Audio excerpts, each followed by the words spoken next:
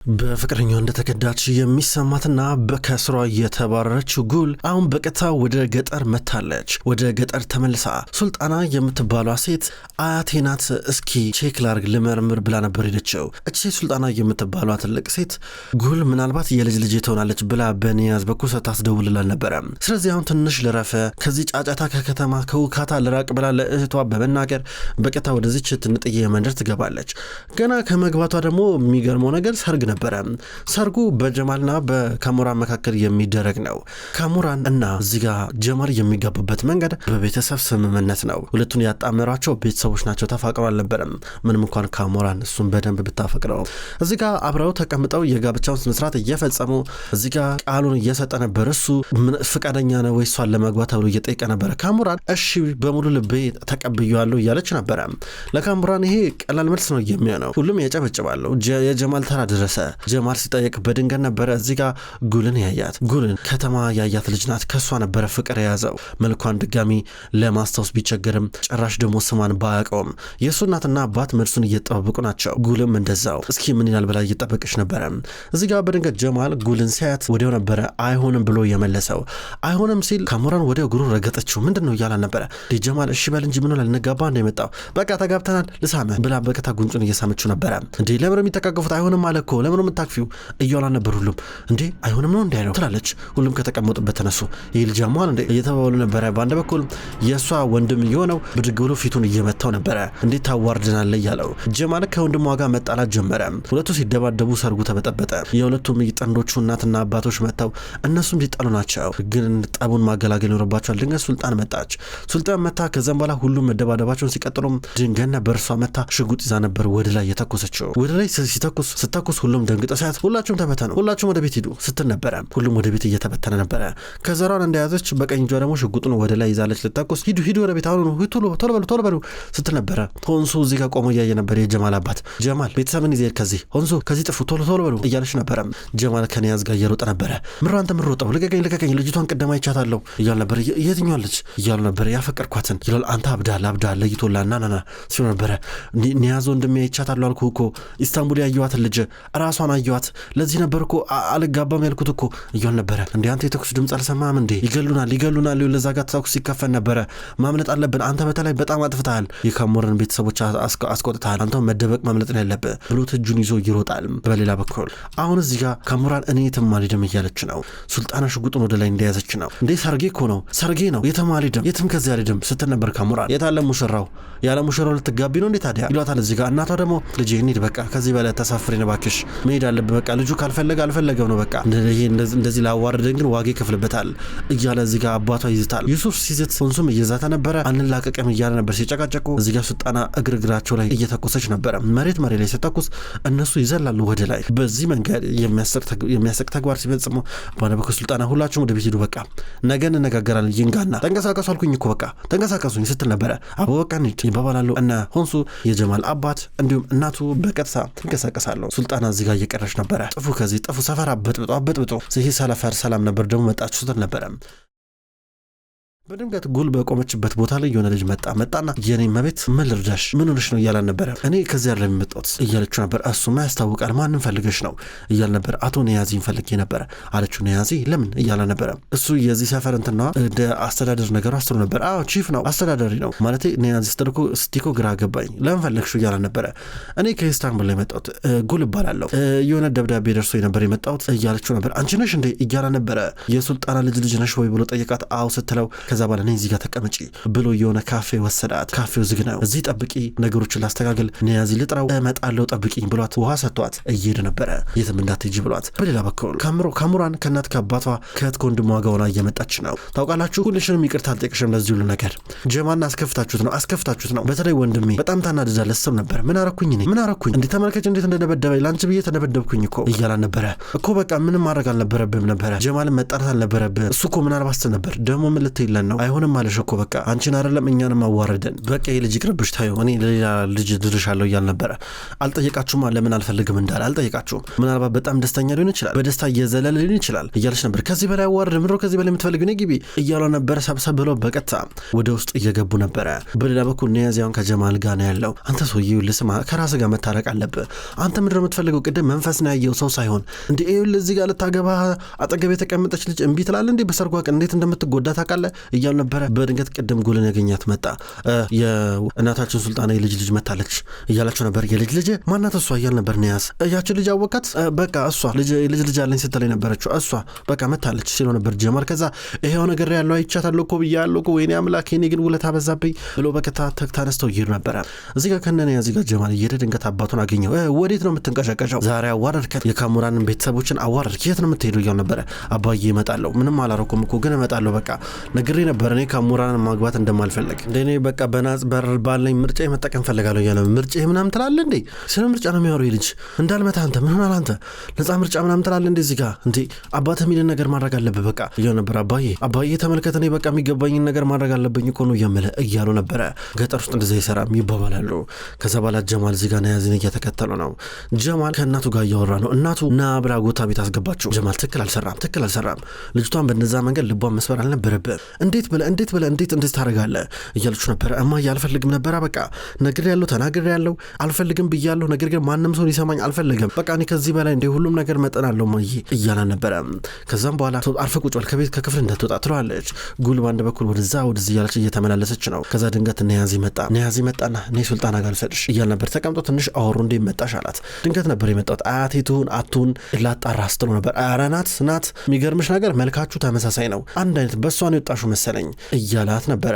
ከዛ በኋላ ገረማት፣ ደስም አላት። ከዛም በኋላ በቀጥታ ነበረ ይዟት እየመጣ ያለው ሻንጣዋን እየጎተተ ይዟት በቀጥታ ወደ ቤት ይዟት መጣ።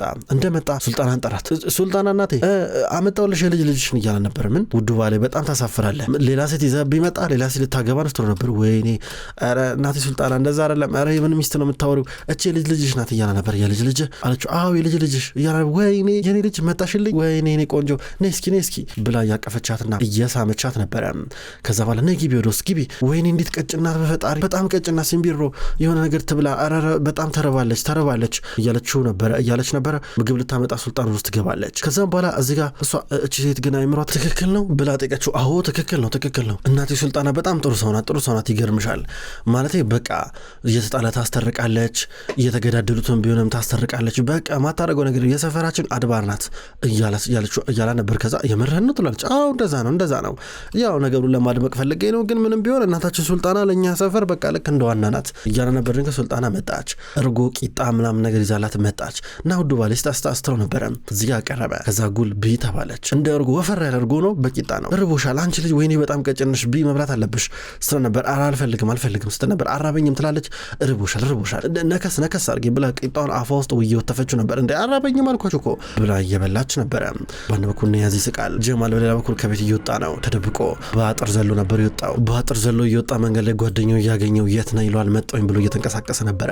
ኒያዚ በቀጥታ የሚሆነው ነገር እያንዳንዱ ነገር አሁን ያስረዳታል ጉል እዚህ ትንሽ ጊዜ ትኖራለች። ከዛ በኋላ ሴት የመን አያቷ አትሆን የሚለው ነገር በዛው የምታጣረናል። ከከተማ ውጥንቅጥና ግርግር ለማምለጥም ነው እዚህ የመጣቸው። ድንገት ጀማል መጣ። ኒያዚ ነገር እኮ ነበረ እኮ ሲጀምር ካሙራን አላፈቅራትም እያል ነበር። አንተ ነበር ቅድም ልጅቷን ሰርጓ ላይ አልፈልግም ምናምን ነገር ያልካት። ወንዶች ጭንቅላታቸው አይሰራም በልዟል፣ በጣም ነው የምታሳፍረው ስትለው ነበረ። መጀመሪያም እኮ ተናግሬያለሁ ያው ካሙራን አላፈቅራትም እኔ ሌላ ማፈቅረው ሰው አለ ለዛ ነው ይላታል። ነገር ግን ምንስ ቢሆን ስትል ነበር። አንጀቴ የሚለኝን ነገር ሰምቼ ነው የውስጤን ሰምቼ ነው እያል ነበር። ካሙራን አታፈቅራትም ትላለች ሱልጣና። አላፈቅራትም እያለ ነበረ። ምና ማን የምታፈቅራው ስትለው ነበረ።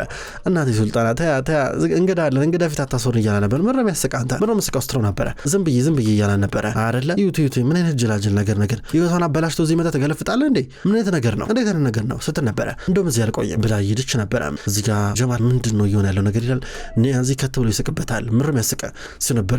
ምንም ዝም ብዬ ነው መስቀው ባከ እያለች ይስቅበት ነበረ። ጀማል ተናገራ ማንን ነው የምታፈቅረው እያለች እዚህ ጋር ሱልጣና ጠይቋለች።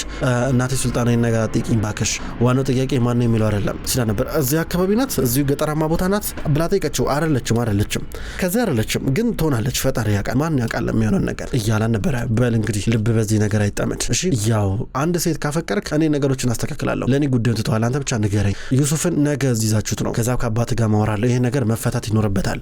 ቂም ደግሞ ቂም እንዳያያዝ ውስጥ ነበረ። ጀማል ከኒያዚ ጋር እየሄደ ነው፣ እየሸኘው ነበረ።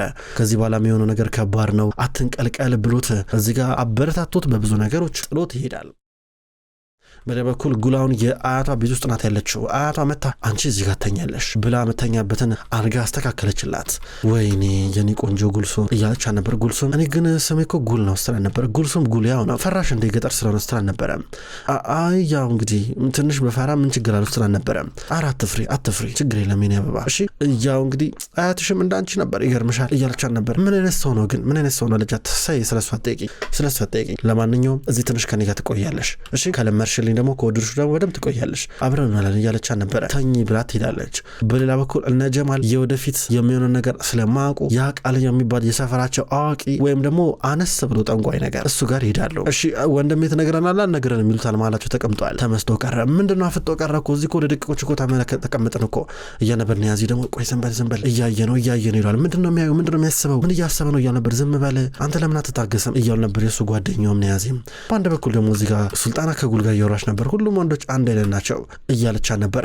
አይ አያትሽም ይገርምሻል ተመሳይ ነበር ያደረገብኝ ተመሳይ ነገር ትላለች። ከዛ ፈገግ አለች። ጉል እዚህ ጋር ጨንቋት እየቻን ነበረ። ግን አሁን አግብቻለሁ ቺፍን አግብቻለሁ ተመልከቺ ስለዚህ ምችት ብሎኛል እንደገና ደስተኛ ነኝ ለኔ ደግሞ ታማኝ ነው ስራ ነበረ። ጉል ገርሟን ነበር የምትመለከታት። እንደገና ሽጉጥ አለ ስራ ሽጉጡን ስታጣ ጉል ቶሎ ነበር የፈራቸው። አትፍሪ ሽጉጥ ቤደና ደሪ ብላ ትሄዳለች። ጀማል በሌላ በኩል አዋቂ ከሚባለው ሰው አጠገብ ተቀምጧል። ይሄ አዋቂ የሚባለው ሰው አፍጦ ካሰበ በኋላ ድንገት አየውና ፊቱ ላይ እፍ እያለ ነበረ። ከዛ ጋር ጀማል ምንድነው ይሄ እያለ ነበረ። ቆይ ወይኔ ነጭ ሽንኩርት መብላት አለበት ለካ ነጭ ሽንኩርት በልቶ መሆን አለበት ነጭ ሽንኩርት ይወዳል እያለ ነበር። ጓደኛው ኒያዚም እንደዛ ተመልከት ስላንተ የሚታየኝ ነገር ይሄ ነው ይሄ ነገር አይሆንም አለው። በምንም መንገድ ሲሉ ነበር። በምንም ሲሉ ነበር። በእርግጥ ትንሽ እድል አለ ግን አይሆንም በጣም ጥቂት እድል እያለ ነበረ። እንዴት ሲሉ ነበረ። በጣም የቻልከውን ነገር በሙሉ ማድረግ አለብች ልጅ ለማግኘት እድል በጣም ጠባብ ነው ማለት በቀላሉ አይሰራም በቃ ሲሉ ነበረ። ያለኝን እድል ጠቀማለሁ ሲሉ ነበር። ድንገት ሰውዬው ኮፍያውን አወለቀ። ምንድነው ሲሉ ነበረ። ያዘው ሲሉ ነበረ። ምን ያዘው ይለዋል። ከዛ በኋላ ገንዘብ እንዲወጣ ፈልጎ ነበረ። ከዛ ገንዘብ ኮፍያው ውስጥ ከከተተ በኋላ ኮፍያውን አረገ። ከዛ ሰውዬው ይሄዳል። ምንድነው ያለው ሲሉ ነበረ። መልካም ዜና ነው ቢያንስ በጣም ጥቂት እድል አለ እሱንስ ማናየው እያሉ ነበረ። ከዛ ጀማል ኧረ እባካችሁ ከዚህ የማይመስል ነገር ነው የምታረጉት እያላቸው ነበረ። በቀጥታ ከተቀመጠበት ተነስቶ ይሄዳል።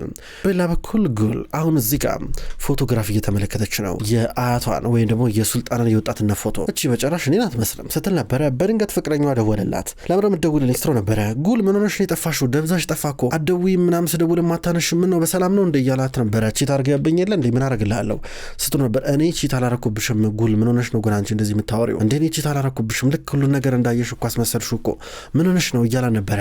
አይቻለሁ አካየውክስ ምን ታደርገዋለህ ስትለው ነበር። ጉል በመጀመሪያ ደረጃ ስሚኝ ዝም ብለሽ ነው አንቺ እሺ ይኸውልሽ እንደገና ደግሞ አፍሪካ ልሄድ ነው እንደነገርኩሽ ነው እና ምና እያለ ዳር ሲል አፍሪካ ሚድ የፈለክበት ሂድ ከፈለክ ሲሆን ለሚድ አያገባኝም ከዚህ በኋላ ከዛ ልጅ ጋር አብረህ መሄድ ትችላለህ ኬን አያገባኝም አለችው። ከየትኛው ልጅ ጋር ጉል አረቁ አንድ ጊዜ ስሚኝ ያለሽበት ቦታ ልምጣ የት ያለሽው እሺ እህትሽ ጋር ያለሽው እኔ ጋር ያለሽው እያላ ነበረ። የትስ ቦን አለችው።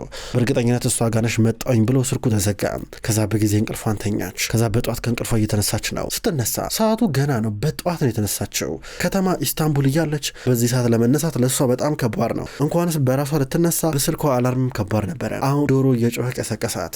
በጣም ጠግብ ያለ እንቅልፍ እንደተኛች ተሰማት። ስልኳን ተመለከተች። ሰዓት ገና ነው። ለምን በጊዜ ተነሳሁኝ ለምንድነው እንቅልፌን ጠግብ ያልኩ አይነት ስሜት የተሰማኝ ስትል ነበረ። በሌላ በኩል ጀማልም ቢሆን አባቱ እንደጠመደው ነበረ።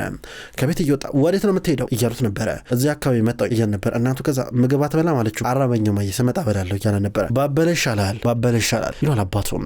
በሌላ በኩል ጉል ከእንቅልፏ ተነስታ ወደ ፊት ለፊት ወደ በረንዳ እየመጣች እዚህ ጋር ሱልጣና ቁርስ እያዘጋጀች ነበረ። ልጄ ነይ ቁጭ በይ ነይ ቁርስ አመጣሁልሽ ነይ ቁጭ በይ ስትላ ነበረ። አያቴ ግን ምን አይነት ሰው ነበር ስትላ ነበረ። አያቴ ያንና ሳማ ስለሱ በጧት አናውራ የሚያስጠላ ሰው ነው ትላታለች።